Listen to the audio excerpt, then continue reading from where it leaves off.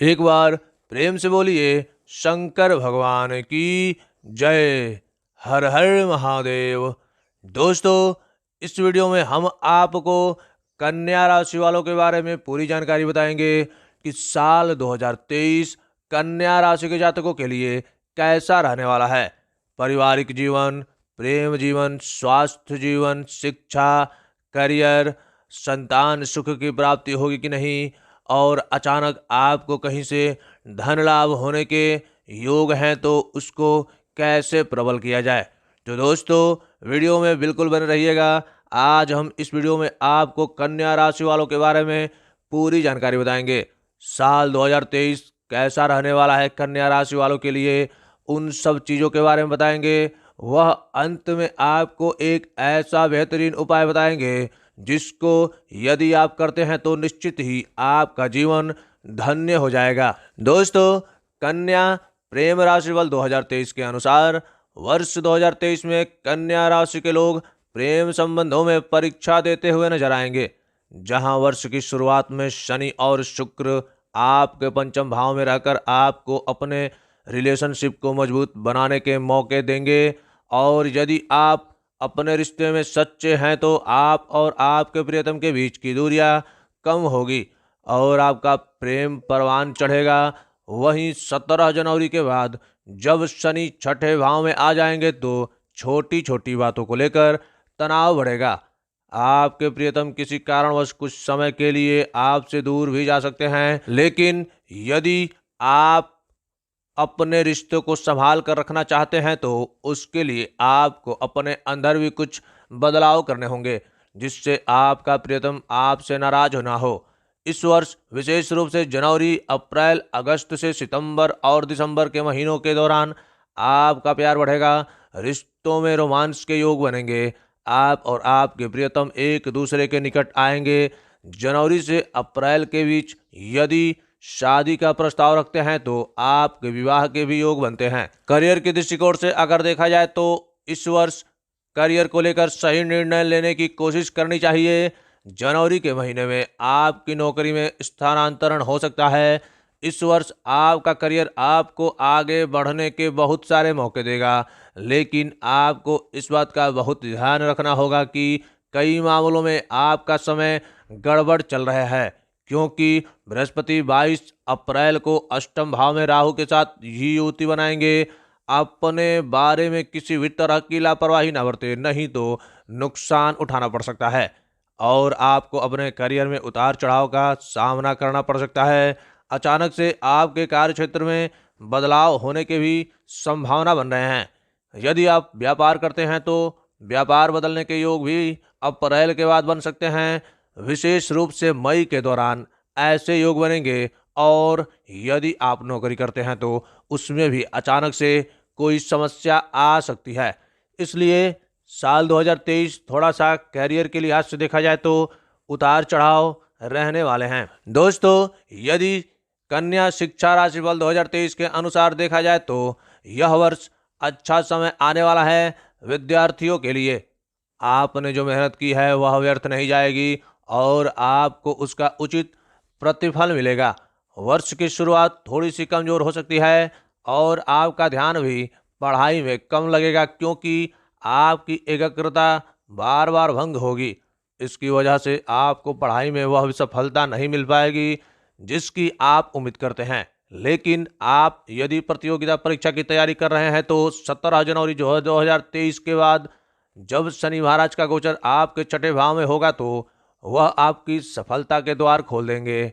आप खूब मेहनत करेंगे और उस मेहनत के प्रतिफल के रूप में आपको प्रतियोगिता परीक्षा में उत्तम अंकों के साथ सफलता मिलने का बेहद योग दिख रहा है। दोस्तों, कन्या वित्तीय राशिफल के अनुसार कन्या राशि के जातकों को इस वर्ष वित्तीय मामलों में सतर्कता बरतनी चाहिए, क्योंकि ग्रहों का संयोजक इस प्रकार से है कि वर्ष का पूर्वार्ध तो अनुकूल रहेगा, लेकिन धीरे धीरे आपके वित्तीय अनुसार यानी कि आर्थिक मामलों में थोड़ा सा वर्ष के बीच में आपको आर्थिक तंगी का सामना करना पड़ सकता है।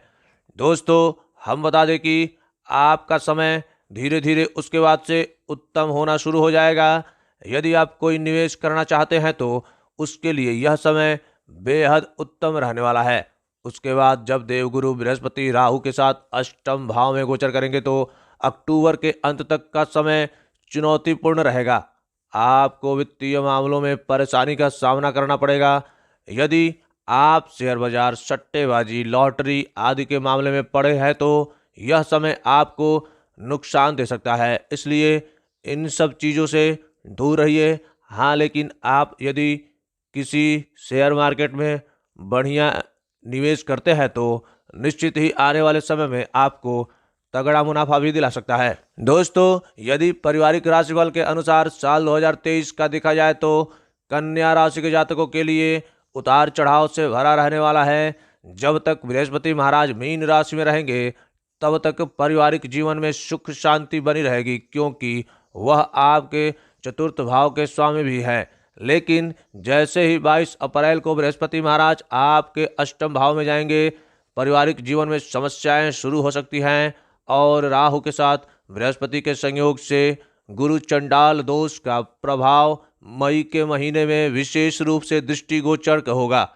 इस दौरान परिवार से किसी बुजुर्ग सदस्य को शारीरिक समस्याओं का सामना करना पड़ सकता है। पारिवारिक जीवन में कलह उत्पन्न हो सकती है। राहु के प्रभाव से पारिवारिक जीवन में तनाव बढ़ेगा। शनि भी जब छठे भाव में आकर आपके तीसरे भाव को देखेंगे तो वह समय आपके भाई बहनों के स्वास्थ्य के लिहाज से ज़्यादा अनुकूल नहीं रहेगा। लेकिन आपके अंदर ईश्वर ने वह क्षमता दी है कि आप चुनौतियों का सामना कर पाएंगे और अपने परिवार को एकजुट रख पाने में कामयाब हो सकते हैं। इसलिए आपको बहुत प्रयास करने होंगे।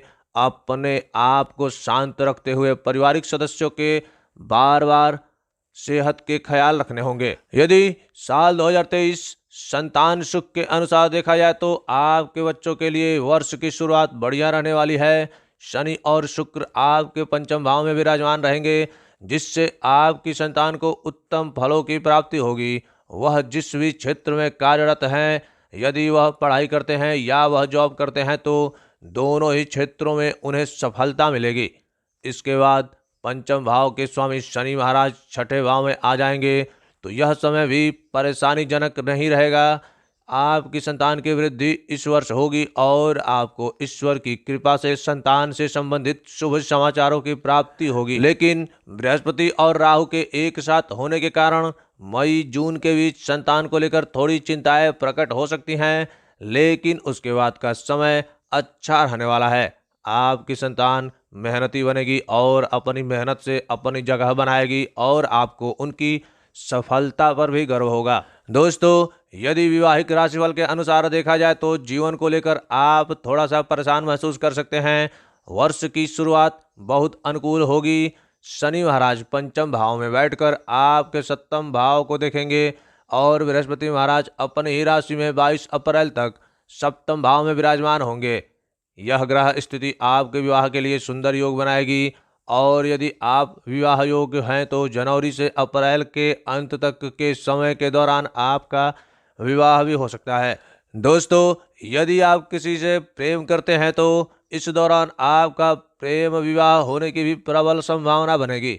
यदि आप विवाहित हैं तो यह समय दाम्पत्य जीवन में तनाव को कम करने वाला साबित होगा। आप और आपके जीवन साथी साथ मिलकर अपनी समस्त जिम्मेदारियों का निर्वहन भली प्रकार करेंगे और इससे आपका दाम्पत्य जीवन खूबसूरती के साथ व्यतीत होने लगेगा। लेकिन बृहस्पति के अष्टम भाव में जाने से जीवन साथी की सेहत थोड़ी सी बिगड़ सकती है। दोस्तों, आपको ख्याल रखना होगा क्योंकि शनि भी छठे भाव में होंगे और अष्टम भाव में बृहस्पति के साथ राहु होगा। इसलिए आपको थोड़ा सा इस समय उनकी सेहत पे ध्यान देना होगा। सूर्य, बृहस्पति और राहु, इन तीन बड़े ग्रहों की युति आपके अष्टम भाव में होने से जीवन साथी को स्वास्थ्य संबंधित समस्याएं परेशान कर सकती हैं। वहीं अगर देखा जाए व्यापार के दृष्टिकोण से तो शुरुआत में तो अच्छे परिणाम मिलेंगे, लेकिन वर्ष का उत्तरार्ध कमजोर रहने वाला है। खास तौर से मई से अगस्त के बीच का समय व्यापार में उम्मीद के मुताबिक परिणाम नहीं देने के कारण आपको कुछ निराशा का सामना करना पड़ सकता है। लेकिन वर्ष की शुरुआत बहुत ही अच्छी रहेगी। आप अपने व्यापार में नित्य नई प्रगति करते नजर आएंगे। कुछ नए संपर्कों का आपको लाभ मिलेगा और व्यापार में उन्नति होगी। मई से अगस्त के बीच आपको कोई भी नया काम शुरू करने से पहले या कोई नया काम हाथ में लेने से बचना चाहिए। यदि आप किसी डील में शामिल होने जा रहे हैं तो उसको करने से पहले उसके आगे पीछे की सारी जानकारी जुटा लें, क्योंकि उसमें कुछ समस्याएं हो सकती है जो बाद में आपको परेशानी का सामना करना पड़ सकता है। अगस्त के बाद से आपको कुछ अच्छे परिणाम मिलने शुरू होंगे, लेकिन अक्टूबर के बाद स्थितियां धीरे धीरे बदलती हुई नजर आएगी और आपको विदेशी संपर्कों से भी लाभ होता हुआ नजर आएगा। दोस्तों, यदि देखा जाए संपत्ति और वाहन के हिसाब से तो साल 2023 के अनुसार यह वर्ष संपत्ति के दृष्टिकोण से अच्छा रहने की संभावना है, लेकिन वर्ष का पूर्वार्ध ही अनुकूल रहेगा और जनवरी से अप्रैल के बीच आप कोई बड़ी संपत्ति खरीद सकते हैं। यदि आप सरकारी नौकरी में कार्यरत हैं तो आपको सरकार की ओर से भी कोई मकान मिल सकता है, जिससे आपकी रहने की समस्या दूर हो जाएगी। इसके अतिरिक्त इस समय के दौरान आप अपना भी मकान बना सकते हैं, लेकिन आपको भूलकर भी मई से लेकर अगस्त के बीच कोई भी संपत्ति खरीदने से बचना चाहिए। दोस्तों, बात कर लेते हैं आपके धन लाभ के हिसाब से यह साल कैसा रहने वाला है। आपको मुख्य रूप से धन लाभ प्रदान करने वाला वर्ष साबित होगा ये।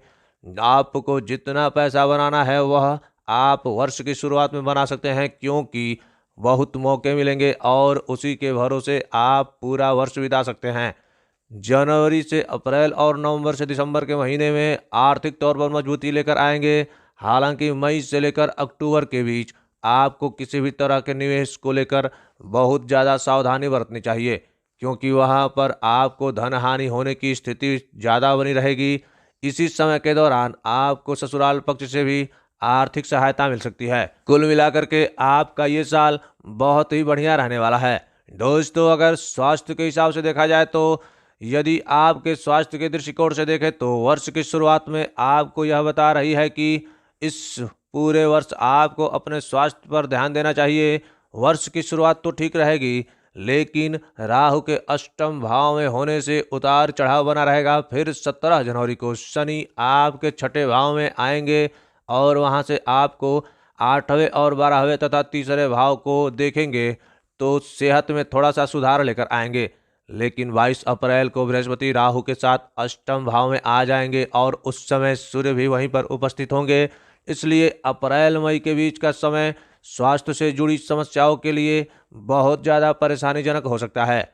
यदि आप अपना ध्यान नहीं रखा तो आपको बहुत ज़्यादा परेशानी हो सकती है। इसके बाद जब मई में सूर्य का गोचर वृषभ राशि में होगा तो स्वास्थ्य में थोड़ा सुधार तो आएगा, लेकिन बृहस्पति और राहु का गठबंधन अष्टम भाव में बना रहेगा और शनि की उस दृष्टि पर होगी नज़र।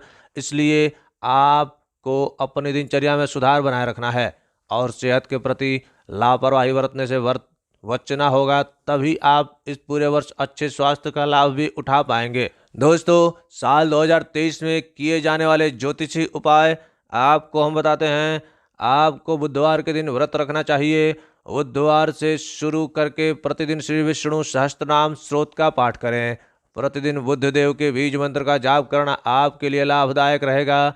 बुधवार को शाम के समय किसी मंदिर में काले तिलों का दान करना भी बेहद लाभदायक रहेगा। आपको उत्तम गुणवत्ता वाला पन्ना रत्न धारण करना बहुत लाभदायक रहेगा।